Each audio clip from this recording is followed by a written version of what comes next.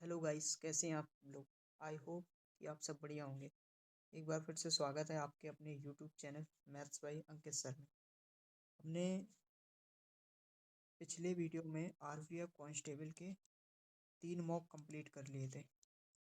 आज चौथा मॉक हम करेंगे और 15 क्वेश्चंस उसमें देखेंगे जो आरपीएफ कांस्टेबल में आने की संभावना है। और ये सारे क्वेश्चंस रेलवे एग्जाम्स में आए हुए क्वेश्चंस हैं, इनको हम सॉल्व करेंगे। चलिए देखते हैं question number first. Question number first में कह रहा है कि एक वस्तु का अंकित मूल्य उसके लागत मूल्य से 26% अधिक है। यदि 32% की छूट दी जाती है तो हानि परसेंट ज्ञात कीजिए। हानि परसेंट क्या है? तो वस्तु का अंकित मूल्य उसके लागत मूल्य से 26% अधिक है। यदि सीपी एमपी से लागत मूल्य से अधिक है। ये लागत मूल्य अगर 100 रुपये है तो इसका लागत एमपी क्या होगा? अंकित मूल्य 126 रुपये। कह रहा है 32% की छूट दी जाती है, तो छूट हमेशा एमपी पे दी जाती है। तो 126 इंटू 32% की छूट दोगे तो कितनी बचेगी? 58% अपॉन 100। ये हमारे पास निकल के आ गया एसपी। यानी कि 100 रुपये की चीज़ थी, हमारे पास इतने रुपए में बेची जा रही है, तो कितने परसेंट की छूट मिल रही है या कितने परसेंट की हानि हो रही है ये देखना है। तो सबसे पहले हम इसको सॉल्व कर लेंगे। तो 4 से ये 17 बार, 4 से ये 25 बार। ठीक है, अब रेशियो की तरह तैयार कर लेंगे हम। 100 रेशियो 126 इंटू 17, और ये 25 जो है वो इधर मल्टीप्लाई हो जाएगा, तो हमारे पास आ जाएगा 2500 रेशियो 17 छक्का 102, 10 17 दूनी 34, 10 44, 4 17 और 4 21, 2142 आ गया हमारे पास। ठीक है, देखो 25 से 100 की चीज़ 2142 में कितने परसेंट की हानि हो रही है? यहाँ पे कितनी हानि हो रही है? 358 रुपये की हानि हो रही। कितने में से? 2500 में से, इंटू 100। 100 से ये 0 0 कट जाएगा, 25 एकम 25, 10 25 चौको 100, 14 पॉइंट समथिंग। तो option number D is correct. आया समझ? Next question number 2। Question number 2 में कह रहा है कि प्रत्येक 2 वर्ष के अंतराल पर जन्मे 6 बच्चों की आयु का योग 90 वर्ष है। सबसे बड़े बच्चे की उम्र क्या है? तो देखो, तो ऐसे क्वेश्चन को चाहो तो हम ऑप्शन से भी कर सकते हैं। कोई ऐसा ऑप्शन उठाओ जो 90 के नियरेस्ट पहुंच जाए। जैसे हमने मान लो 20 उठाया, तो सबसे बड़ा मान लिया हमने 20 है, तो 2 वर्ष का अंतराल है, तो 18 16 14 12 और 10 हो गया पूरा। अब देखो इन सब का सम यदि 90 के बराबर है तो ऑप्शन बी होगा।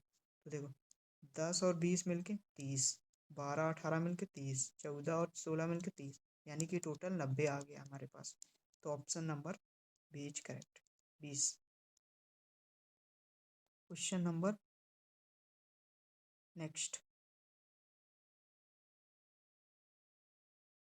क्वेश्चन नंबर तीसरा। एक राशि के लिए ब्याज की दर ज्ञात कीजिए जो 4 वर्षों में चक्रवृद्धि ब्याज कितने गुना हो जाता है। यानी 1400 कितना गुना हो जाता है? 14,641 बटे 10,000। ये सवाल में दिया गया।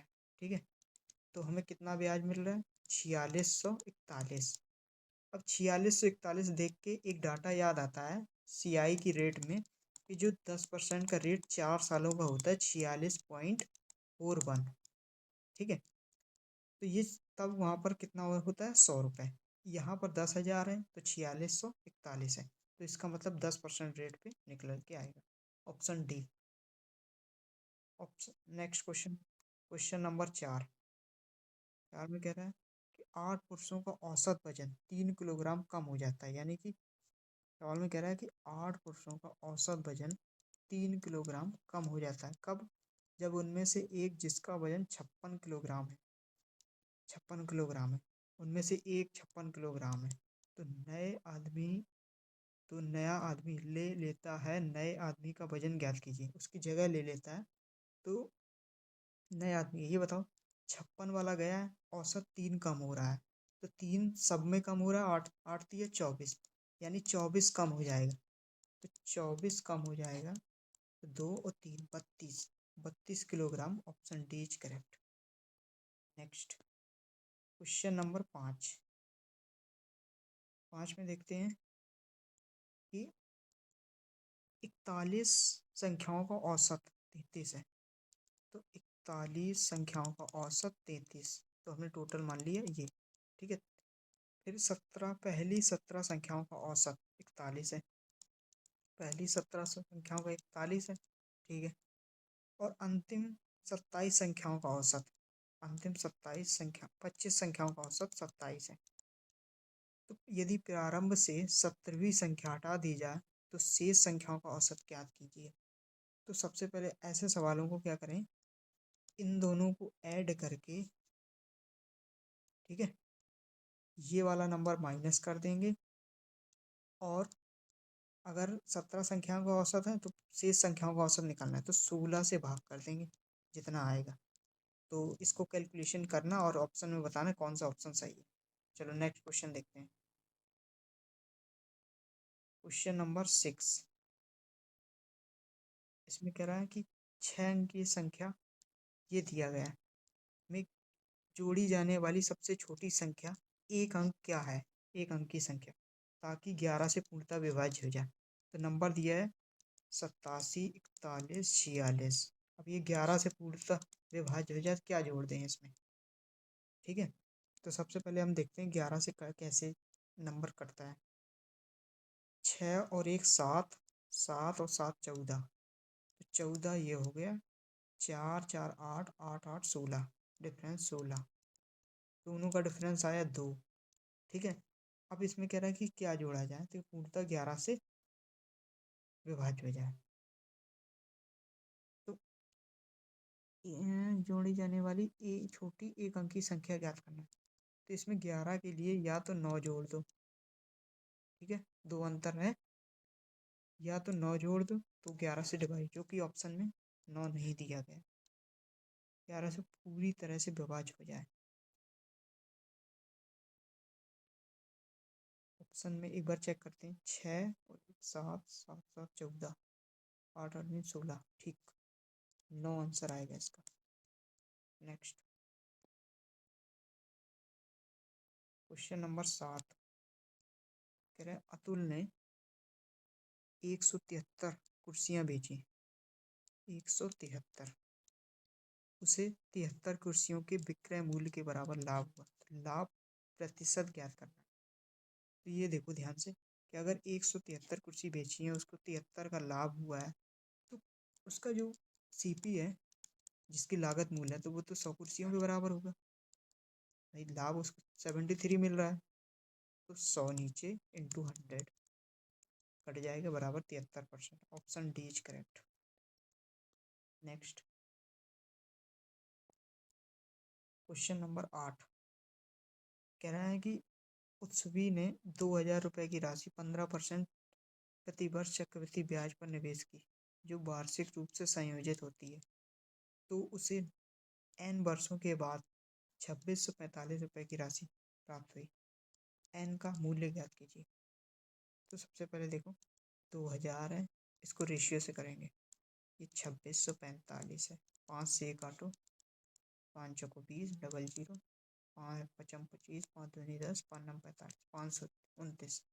ये देखो 20 का स्क्वायर है और ये 23 का स्क्वायर, तो यानी कि अंडर रूट में 2 आ रहा है, मतलब इसका वर्गमूल करने पे 20 निकल के आ रहा है, इसका भी 20 निकल के आ रहा है, ठीक है। अब देखो कितना परसेंट है, 15% चक्रवृद्धि ब्याज की दर से, 3, हाँ कितना, 3/20 इंटू 100, 20/100, 5 दिया 15, 15% आया। इसका मतलब अगर 15% हमारा ये आ गया, तो ये देखो कि हमने वर्गमूल लिया था तो 2 बार, तो 2 वर्ष आंसर, n का मान 2। Next question number 9। 35 आदि व्यक्ति एक कार्य को 24 दिनों में पूरा कर सकते हैं, लेकिन 6 दिनों तक एक साथ काम करने के बाद उनके नियोक्ता चाहते थे कि काम कुल 16 दिनों में पूरा हो, तो समय सीमा में कार्य को पूरा करने के लिए कितने और श्रमिकों को नियोजित करने की आवश्यकता है। ये एनटीपीसी में पूछा गया क्वेश्चन है। देखो 35 व्यक्ति, पहले टोटल कम कर, यहाँ देखो 35 व्यक्ति हैं और 24 दिनों में पूरा काम करते हैं, लेकिन 6 दिनों तक एक साथ काम किया, यानी कि उन्होंने 35 व्यक्तियों ने 6 दिनों तक एक काम किया। उनके नियोक्ता चाहते थे काम 16 दिनों में पूरा हो। तो 16 दिनों में पूरा हो तो ये बताओ यहाँ पर x इंटू 10, क्योंकि 6 दिन इधर लग गए 10 दिन इधर, तभी तो 16 दिन हो जाएंगे। तो x आदमी लगे। उसमें ये पूछ रहा है कि उनके नियोक्ता चाहते हैं कि काम कुल 16 दिनों में पूरा हो, समय सीमा में कार्य को पूरा करने के लिए कितने और श्रमिकों की आवश्यकता होगी। यानी शुरू में 35 लगे थे, तो 35, यानी कि बाद में हम 35 माइनस कर लेंगे, x मान लिया। चलो यहाँ माइनस करते हैं, तो 35 इंटू 18 बराबर x इंटू 10। 5 से ये 7 बार, 5 से ये 2 बार, 2 से ये 9 बार, 963। x की वैल्यू आ गई 63। इसमें से 35 माइनस कर देंगे, 8 और 2 28, यानी 28 श्रमिकों की आवश्यकता होगी अतिरिक्त। नेक्स्ट क्वेश्चन नंबर 10 में कह रहा है समान लंबाई की 2 रेलगाड़ियां समान दिशा में 66 किलोमीटर प्रति घंटा और 39 किलोमीटर प्रति घंटा की गति से समांतर रेखाओं पर चल रही हैं। तेज ट्रेन धीमी ट्रेन को 24 सेकंड में पार कर लेती है, तो प्रत्येक ट्रेन की लंबाई ज्ञात कीजिए। यानी कि समान लंबाई है, तो हमने मान लिया कि दोनों की लंबाई x प्लस x बराबर बटे टोटल। समान दिशा में चल रही है तो स्पीड, जब सेम डायरेक्शन में जाती है तो स्पीड माइनस होती है, अगर अपोजिट डायरेक्शन में आती है तो स्पीड प्लस होती है। तो देखो यहाँ पर सेम डायरेक्शन में तो माइनस करेंगे, 66 में 39 माइनस हो जाएगा, तो 7 और 2 27। कितने सेकेंड में पार कर लेती है टोटल? 24 सेकेंड में। ठीक है, 24 सेकेंड में पार कर लेती हैं। तो यहाँ पर ये किलोमीटर प्रति घंटा में स्पीड है, ये समय सेकेंड में, तो इसको भी 5/18 से उड़ा, 18 ऊपर चला जाएगा, 18 में ऊपर। ठीक है, देखो 9 से ये 3 बार, 9 से ये 2 बार, ठीक है, और 2 से ये कट जाएगा 24 12 बार। ठीक है, तो यहाँ से 2x बराबर आ जाएगा 12 इंटू 15, ये 2 से कैंसिल 6 बार, 15 छक्का 90, x की वैल्यू 90 मीटर। तो प्रत्येक ट्रेन की लंबाई 90 metre. Answer option A. Next question number 11,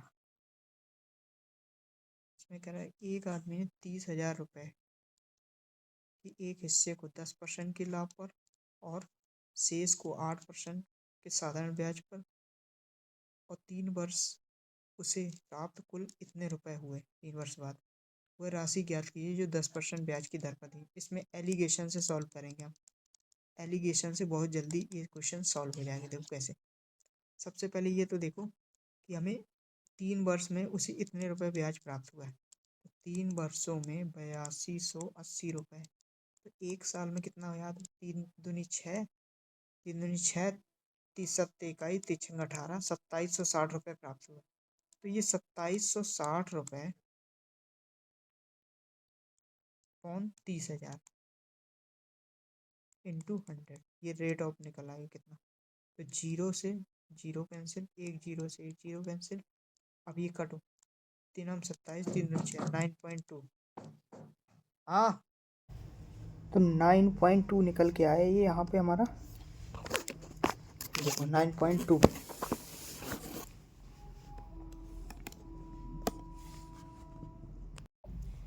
तो कितना निकल के आया था? 9.2%, इतना परसेंट निकल के आया था। अब देखो हम इसको आगे करते हैं सॉल्व कि 10% पे और ये इधर 8% पे, और निकल के हमारा 9% आया, 9.2। तो यहाँ से 1.2 और यहाँ पर यानी कितना आएगा इधर 1.2, और यहाँ पर भी 1.2 पॉइंट, हाँ 1.2। ठीक है, यानी कि 1:1 के रेशियो में पैसा डिवाइड हो गया। अब देखो यहाँ पर टोटल कितना है, 2 की वैल्यू 30,000 है, ठीक है, एक की 15,000, तो 10% के रेट पर दिया गया पैसा 15,000। गलत आ रहा है सवाल में, 1.2 0.8, सॉरी यहाँ पर गलत कर दिया, 0.8 आएगा, ठीक है। तो यहाँ पर 4 दिया 12, 4 दूनी 8, 3 2 5, 5 की वैल्यू ये है, एक की 6,000 आएगी और 10% पे 6 का 18,000। डी ऑप्शन इज करेक्ट, ठीक है। नेक्स्ट क्वेश्चन नंबर 12 में किस मूल पर 10% की दर पर 3 वर्षों का चक्रवृद्धि ब्याज और साधारण ब्याज का अंतर ये। अच्छा, जब रेट ऑफ परसेंट 10% होता है तब 3 साल का SI होता है 30% और उसका CI होता है 33.1%। तो दोनों का डिफरेंस कितना हो गया, 3.1%। इसी की वैल्यू सवाल में दिए गई है 62,000। तो यहाँ से हम निकालेंगे कितने, क्या निकालना है, मूलधन निकालना है। तो सबसे पहले यहाँ से 1% की वैल्यू निकल के आएगी, तो 620/3.1, ये 0.0 कट जाएगा, यहाँ पे आएगा 31 दूनी 62, 1% की 200, तो 100% बराबर 20,000। 20,000 answer, option C. Next question number 13 में कह रहा है 2 संख्याओं का अनुपात दिया है, उनके वर्गों का योग 810 है, तो संख्याओं का योग ज्ञात कीजिए। देखो उनके वर्गों का योग कितना ही है, अगर संख्या मान ली 3x और x है ये, ठीक है, तो उनके वर्गों का योग यानी 9x² + x² बराबर 10x² की वैल्यू है 810 है। तो x² बराबर 81 और x बराबर 9, x की वैल्यू 9 आई, तो हमारे पास संख्याएं निकल के आएंगी 9 × 27 और 9, ये 2 संख्या निकल के आ गई। तो उनके अंक क्या कह रहा है, तो संख्याओं का योग 27 और 9 36, D option correct. Next question number 14, एक समलंब की समांतर भुजाएं, समलंब चतुर्भुज की समांतर भुजाएं ये 15 सेंटीमीटर और 16 सेंटीमीटर है, इनका क्षेत्रफल दिया गया है 561 मीटर स्क्वायर। समलंब की समांतर भुजाओं के बीच की दूरी निकालना है, तो समलंब चतुर्भुज ये है,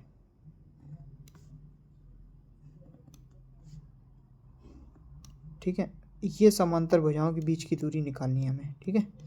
और उनमें से भुजाएं कितनी है, 15 और ये 16 दी गई। तो समलंब चतुर्भुज का क्षेत्रफल होता है 1/2 दोनों भुजाओं का योग इंटू हाइट, ऊंचाई, ये बीच की दूरी मान ली, बराबर कितना है 561। चलो 15 और ये आएगा 31, H बराबर 561 इंटू 2 इधर चला जाएगा। देखो 31 के टेबल से कट जाएगा, ये कितनी बार कटेगा, 21 बार।